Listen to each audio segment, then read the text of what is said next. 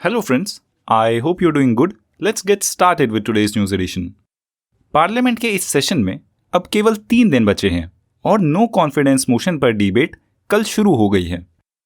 गौरव गोगोई, जिन्होंने इस मोशन को इंट्रोड्यूस किया था, उन्होंने ही इस मोशन पर डिबेट को शुरू किया है।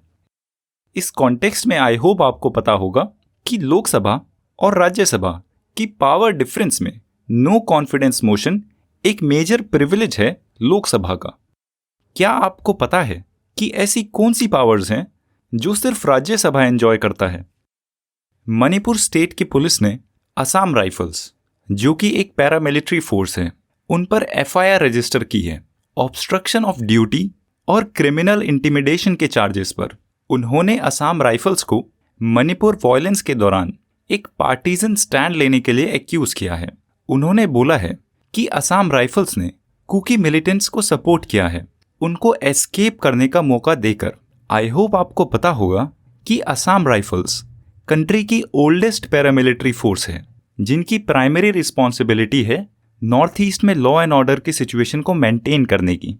आप असम राइफल्स और बाकी और पैरामिलिट्री फोर्सेस के बारे में पढ़ लें। ये एग्जैक्ट टॉपिक मेंस के GS3 के सिलेबस का पार्ट है। डिफेंस मिनिस्ट्री ने एक एडमिनिस्ट्रेटिव डिसीजन लिया है और वो अपने सभी Windows based computer operating systems को लाइनक्स बेस्ड माया OS पर स्विच कर रहे हैं। मतलब कि जिन भी कंप्यूटर में विंडोज इंस्टॉल थी, उस विंडोज को हटाकर अब एक इंडिया में डेवलप्ड OS इंस्टॉल किया जा रहा है। इसका रीजन है कंट्री में बढ़ रहे रैंसमवेयर और मालवेयर अटैक्स। इस कॉन्टेक्स्ट में आई होप आपको अकीरा रैंसमवेयर के बारे में पता होगा, जिसके बारे में सर्टिन ने अभी रिसेंटली लोगों को अलर्ट किया है। जुलाई 2023 यानी कि पिछला ही महीना, इसको ऑफिशियली हॉटेस्ट मंथ डिक्लेयर कर दिया गया है ग्लोबली। इस साल के जुलाई में ग्लोबल टेम्परेचर का एवरेज 16.95 डिग्री सेल्सियस था और इसको मेजरली एट्रीब्यूट किया जा रहा है क्लाइमेट चेंज पर। ये न्यूज़ है foreign policy and international relationship से। नाइजर में हुए कू, जिस पर हम पहले काफ़ी बार बात कर चुके हैं, उसके कॉन्टेक्स्ट में यूनाइटेड स्टेट्स के सेक्रेटरी ऑफ स्टेट ने बोला है कि डिप्लोमेसी ही एक प्रेफर्ड तरीका है इस कू क्राइसिस को रिवर्स करने का। और इकोवास, जो एक major West African regional bloc है, वो ये ही कर रहा है और हमारी अप्रोच उनकी अप्रोच के साथ अलाइंड है। इस कॉन्टेक्स्ट में आई होप आपको पता होगा इकोवास रीजनल ग्रुपिंग के बारे में। हालांकि इंडिया इस अफ्रीकन बेस्ड रीजनल ग्रुपिंग का पार्ट नहीं है, पर इस साल UPSC के पर्सपेक्टिव से इसकी रेलिवेंस काफ़ी ज़्यादा है। आप इकोवास के बारे में विकिपीडिया से पढ़ें और उसको अपने नोट्स में भी इंक्लूड कर लें। ये न्यूज़ है इकोनॉमिक्स से। मिनिस्ट्री ऑफ फाइनेंस ने बोला है कि वो इस साल medium term expenditure framework MTEF नहीं रिलीज करेंगे। Financial responsibility and budget management act 2003, जो एक फंडामेंटल नॉलेज है इकोनॉमिक्स के पर्सपेक्टिव से, और इस पर पहले क्वेश्चन भी पूछा जा चुका है। FRBM गवर्नमेंट को मैंडेट करता है हर साल कुछ फाइनेंस से रिलेटेड रिपोर्ट्स को पब्लिकली रिलीज करने के लिए, और गवर्नमेंट की इस साल रीजनिंग है कि इस डॉक्यूमेंट को रिलीज करने के लिए काफ़ी फाइनेंशियल कंडीशंस जैसे कि ग्रोथ रेट, रेवेन्यू रिसीट्स वगैरह को एज्यूम करना पड़ता है। और फिलहाल डोमेस्टिकली और ग्लोबली चल रही इकोनॉमिक सिचुएशंस इतनी वॉलेटाइल हैं कि उसमें रिलायबली ऐसी फ्यूचर अजम्पशंस करना मुश्किल है। इसलिए हम इन प्रोजेक्शंस को 2024 और 2025 के लिए रिलीज नहीं कर रहे हैं।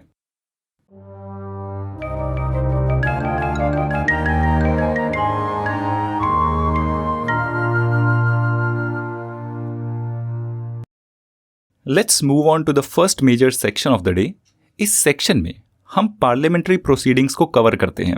कल मॉनसून सेशन का 14th डे था और मॉनसून सेशन में अब सिर्फ 3 और सिटिंग्स बची हैं। कल राज्यसभा में 4 बिल्स को पास किया जाता है और लोकसभा में नो कॉन्फिडेंस मोशन पर इंटेंस डिबेट की जाती है।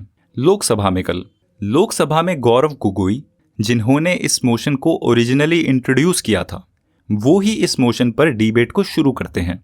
आई hope you know by now कि इस मोशन की सिग्निफिकेंस फिलहाल सिर्फ सिंबॉलिक है, क्योंकि एक बड़े मार्जिन से रूलिंग गवर्नमेंट के पास नंबर्स की मेजॉरिटी है। गौरव गोगोई बोलते हैं कि ओपोजिशन को नो कॉन्फिडेंस मोशन लाने पर मजबूर किया गया है और इसका कारण है प्राइम मिनिस्टर का साइलेंस मणिपुर की सिचुएशन पर। गवर्नमेंट की तरफ से डिबेट की शुरुआत बीजेपी के एमपी निशिकांत दुबे करते हैं और बोलते हैं इस नो कॉन्फिडेंस मोशन को ओपोजिशन ने अपनी अलायंस ग्रुप की स्ट्रेंथ को टेस्ट करने के लिए इंट्रोड्यूस किया है। तमिलनाडु की डीएमके पार्टी, वेस्ट बंगाल की टीएमसी पार्टी और महाराष्ट्र की एनसीपी पार्टी इस नो कॉन्फिडेंस मोशन को सपोर्ट करते हैं।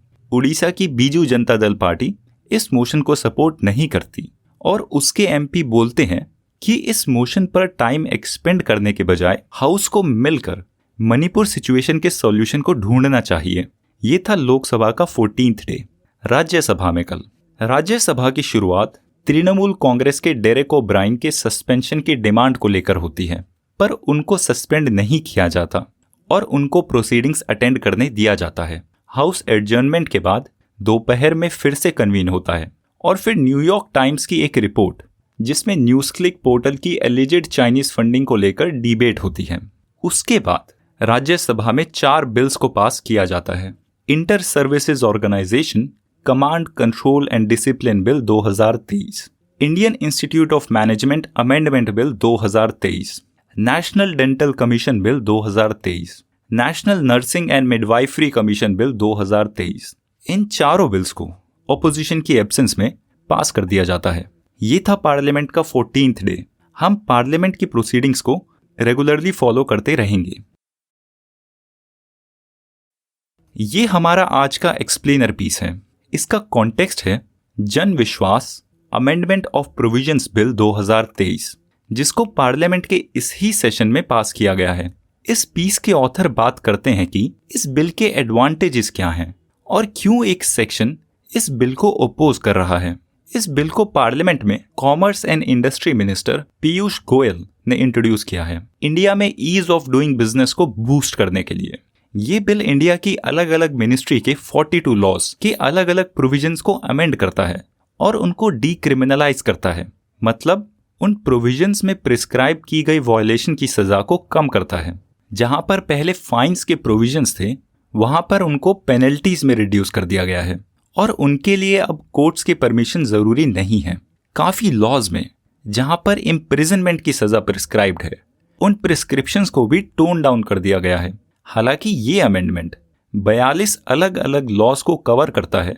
इस पीस के ऑथर स्पेसिफिक बात करते हैं drugs and cosmetics act 1940, the food safety and standards act 2006 और द फार्मेसी एक्ट 1948 की।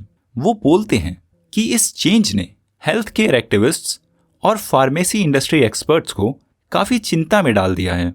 वो बोलते हैं कि ड्रग्स एंड कॉस्मेटिक्स एक्ट 1940 जो कंट्री में ड्रग्स और कॉस्मेटिक के इंपोर्ट, मैन्युफैक्चर और डिस्ट्रीब्यूशन को रेगुलेट करता है, इसमें लाए गए चेंजेस सबसे चिंताजनक हैं। ये ओरिजिनल एक्ट 4 कैटेगरीज के ऑफेंसेस को डिफाइन करता है: adulterated drugs, spurious drugs, mislabelled drugs, not of standard quality drugs, और हर ऑफेंस की अपनी अलग सजा प्रिस्क्राइब करता है। हेल्थ एक्टिविस्ट की ये शिकायत है कि ये amendments not of standard quality drugs की सजा को इतना कम करता है कि इसके ऑफेंडर्स अब ऐसा करने से ज़्यादा नहीं डरेंगे और इंडिया की फार्मास्यूटिकल इंडस्ट्री को नुकसान हो सकता है। और ये बिल फार्मेसीज का अपना लाइसेंस का वायोलेशन करने की सजा को भी कम करता है। वो बोलते हैं कि इंडियन फार्मास्यूटिकल इंडस्ट्री पहले से ही काफ़ी ढीले तरीके से रेगुलेटेड है और इसका एग्जाम्पल है अभी रिसेंटली हुए कई इंसिडेंट्स जब इंडिया में बनी मेडिसिन से किसी और देश में नुकसान हुआ हो। वो बोलते हैं कि गवर्नमेंट को इस इंडस्ट्री में रेगुलेशन को बढ़ाना चाहिए, क्वालिटी को और कंट्रोल करना चाहिए, ना कि कम करना। फ्रेंड्स, आज के लिए इतना ही। See you tomorrow in the next addition.